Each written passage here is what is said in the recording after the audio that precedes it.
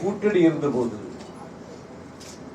சட்டமன்ற தேர்தலில் கூட்டணி தொடர்வதா கூடாதா என்ற கேள்வி எழுந்த போது அண்ணா திராவிட முன்னேற்ற கழகத்திலே இருந்து அவருடைய பொதுச் செயலாளர் அனுப்பி வைத்த குழுவில் நண்பர் செங்கோட்டையன், நண்பர் ஜெயக்குமார், நண்பர் தம்பிதுரை, நண்பர் ஓபிஎஸ் இங்க வந்தாங்க. எவ்வளவு கடைசியா கொடுக்க முடிவு பண்ணியிருக்கேன்னு கேட்டேன். 12 சீட்டு தான் அப்படின்னாரு. இதை நான் ஏற்றுக்கொள்ள முடியாது, இதற்கு உடன்பட முடியாது. இதை விட அதிக சீட்டு கொடுக்கறதுக்கு உங்க பொதுச்செயலாளர் ஒத்துக்கிட்டா நான் செல்போனை ஆன்லயே வச்சிருக்கிறேன். 5 மணிக்கு எங்களுடைய மாவட்ட செயலாளர் கூட்டம், அதுக்கு முன்னாடி சொல்லிட்டா அப்ப கூட்டணியை உறுதிப்படுத்தலாம், அதுவே செய்யறோம்னு சொல்லிட்டு போனாங்க. முக்கியமா சொன்னவர் ஓபிஎஸ். ஆனால் அதிமுக பொதுச் செயலாளரிடம் போய் அவர் நம் கூட்டணியில் நீடிக்க விரும்பவில்லை, அவர் சொல்றபடி நம்ம சீட்டு கொடுக்க முடியாது, அதனால முடிச்சுட்டாரு அப்படின்னு பொய்ய சொல்லிட்டார். பின்னால் கேள்விப்பட்டேன், தினமணி வைத்தியநாதன் சொன்னார், உங்களுக்கு 15 சட்டமன்ற தொகுதியும் ஒரு ராஜ்யசபாவும் கொடுப்பதென்று அவங்க முடிவெடுத்துட்டாங்க, நீங்க நேரா அவங்களை போய் சந்திச்சோன்னு சொல்லிடுவாங்கன்னு சொல்லி என்னிடம் பேசுவதற்கு துக்ளக்சோவும் தினமணி வைத்தியநாதனும் படாத பாடுபட்டிருக்கிறாங்க. நான் போனெல்லாம் ஆஃப் பண்ணிட்டு நான் இருக்கிற இடமே தெரியக்கூடாதுன்னு ஒரு வீட்டுக்குள்ள இருந்துட்டேன். சாயங்காலம் தான் இங்க அறிவாலயத்துக்கு வந்தேன், இங்க தாயகத்துக்கு வந்தேன். போன கையிலேயே வச்சிருக்கிறேன். ஓபிஎஸ் கூப்பிடுவாரு, கூப்பிடவே இல்லை. ஏன்னா அவங்க எடுத்த முடிவுக்கு மாறா அவர் எந்த காரணத்தை முன்னிட்டு நம்ம கூட கூட்டு வரமாட்டாருன்னு ஓபிஎஸ் போய் சொல்லிட்டார். அதன் பலனை இன்று ஓபிஎஸ் அனுபவித்துக் கொண்டிருக்கிறார். அப்பொழுது இங்கே 5 மணிக்கு கூட்டம் கூடி நாம் என்ன முடிவெடுப்பது என்று எல்லோரையும் பேச சொன்னேன். கூட்டம் முடியும் போது விடியற்காலை 4:30 மணி. அனைவரையும் பேச சொன்னேன். இந்த மாதிரி ஜனநாயக விவாதம் எந்த கட்சியிலும் நடைபெற்றிருக்க முடியாது. இந்த அரங்கத்தில் அதுபோல பகல் தொடங்கி விடிய விடிய அனைவரையும் கருத்து பரிமாற்றம் செய்துதான் நாம் முடிவுகளை மேற்கொண்டோம். கடைசியாக நாம் தேர்தலை புறக்கணிப்பது, நாம் இப்பொழுது அணி மாறவும் முடியாது, இந்த குறைந்த இடங்களை வைத்துக் கொண்டு போட்டி போட முடியாது என்று சொல்லி தேர்தலை புறக்கணிப்பது என்று முடிவெடுத்தோம். மணி 5:30 ஆகிவிட்டது. ஓய்வே இல்லாமல் களைப்பாகி நான் என் அறையில் போய் படுத்தேன். ஜூனியர் விருதிலே அப்பொழுது இருந்த திருமாவேலர், இப்பொழுது கலைஞர் டிவியில் இருக்கார், அவர் வந்துட்டாரு. நான் கொஞ்சம் தூங்கலான்னு நினைச்சேன், அவர் வந்துட்டாரு. பேட்டி நடந்தது சொல்லுங்கன்னு, நான் முக்கியமான ஜூனியில் நம்ம பட போறாங்கன்ட்டு 1 மணி நேரம் நடந்ததெல்லாம் சொன்னேன். அத சொன்ன பிறகு போயிட்டாங்க.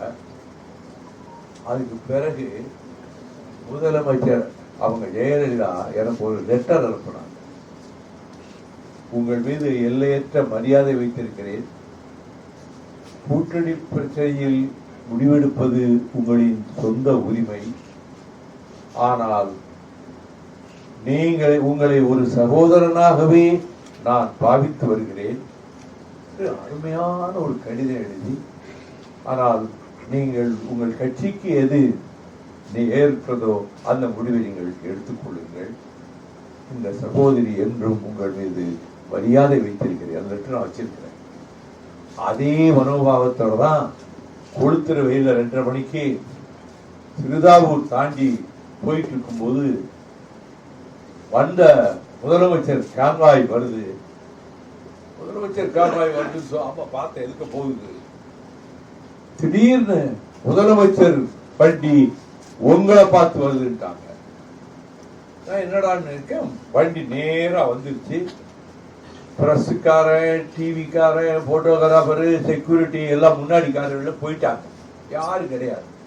அந்த அம்மா இறங்குறதுக்கு ஒரு பீடம் போட்டு தான் இறங்குவாங்க. அப்படி இறங்க முடியாது. ஆனா இப்போ நான் கிட்ட போன உடனே அந்த சீட்ல இருந்து கீழே குதிச்சுட்டாங்க. கொடையும் கிடையாது வெயிலுக்கு. எல்லாம் போயிட்டாங்கல்ல. நான் தலப்பா கட்டி இருக்கிறேன், சன்கிளாஸ் போட்டிருக்கேன். வணக்கங்க அப்படின்னு. வணக்கம். என்ன இந்த வெயில் இப்படி வாரீங்க? என்ன? டோட்டல் ப்ரொஹிபிஷன், முழு மதுவிலக்கை வற்புறுத்தி நான் வந்துட்டு இருக்கேன்.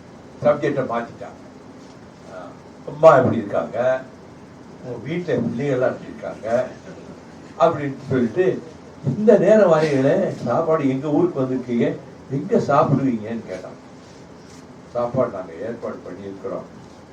நாளை மறுநாள் உங்களுக்கு பிறந்த நாள். இது 22ஆம் தேதி நடக்கும். உங்கள் பிறந்த நாளுக்கு நான் வாழ்த்து சொல்றேன். ஆங்கிலத்தில் சொல்றேன்.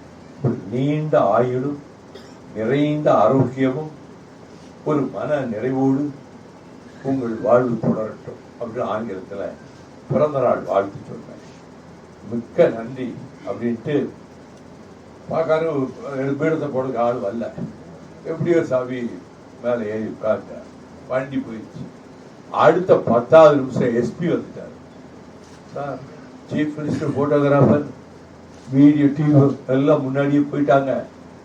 உங்க போட்டோகிராஃபர் தான் நிறைய போட்டோ எடுத்திருக்காரு.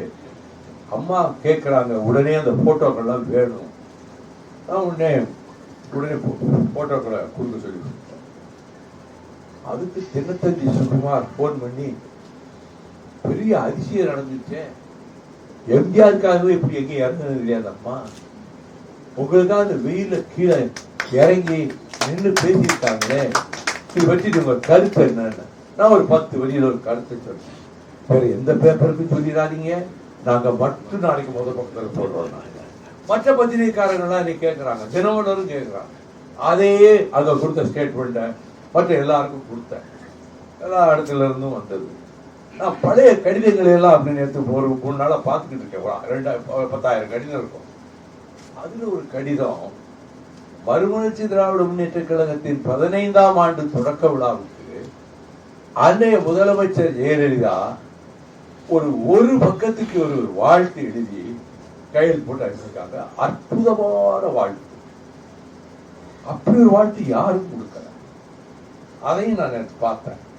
ஆகவே பல கட்டங்களை கடந்து அதில் எல்லாம் மீண்டு சிலருடைய சதிச்செயலால வரவேண்டிய இடங்களோ கூட்டணியோ இல்லாமல் போய் பின்னர் ஒரு முடிவெடுத்து நாசகார இந்துத்துவ சக்திகளும் மனு தர்ம சக்திகளும் RSS அமைப்பும் இந்த பூமியில் திராவிட இயக்கத்தை அழித்துவிட வேண்டும் என்று கங்கணம் கட்டிக் கொண்டு நாலாபுரத்திலிருந்தும் தாக்குகிறார்கள். நாம் திராவிட இயக்கத்தினுடைய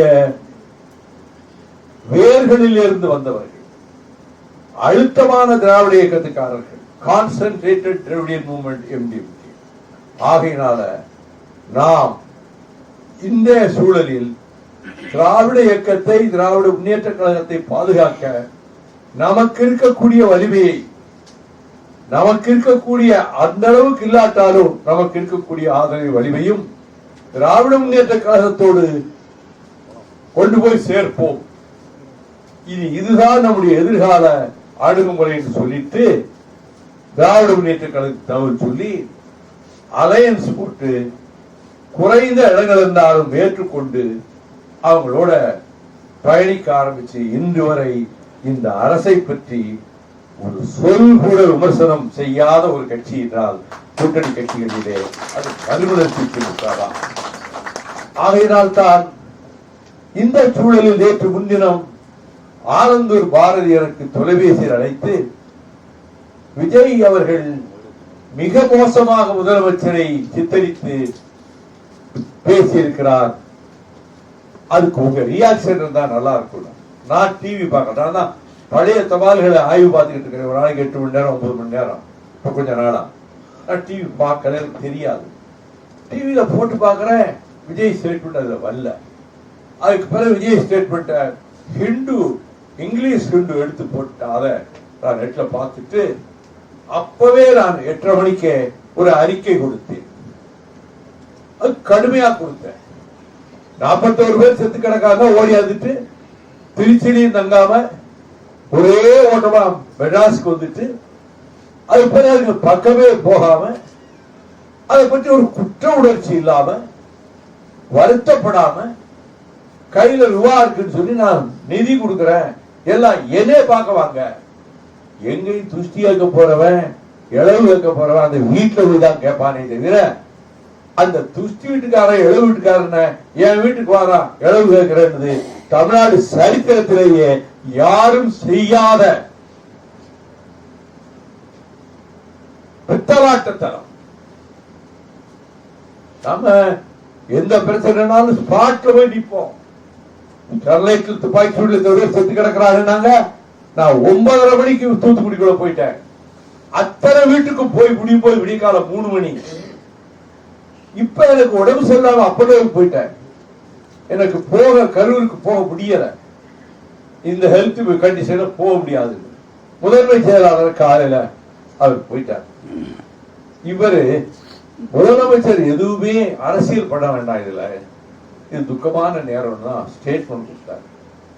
அதுக்கு பிறகு சட்டசபையில கூட விஜயை பற்றி ஒரு பேரையோ உங்க கட்சி பேரையோ கூட சொல்லல. நிகழ்ச்சி நடத்துறவங்க அதுக்கு பொறுப்பேற்றுக்கணும்னு பேசுறாரு. இதற்கு சகட்டு மேனிக்கு அவரை திட்டி நான் தான் ஆட்சிக்கு வருவேன், நாங்க தான் வருவோம், எங்களுக்கு திமுக தான் போட்டி அப்படின்னு விஜய் சொல்லியிருக்காரு. அதுதான் நான் சொன்னேன்.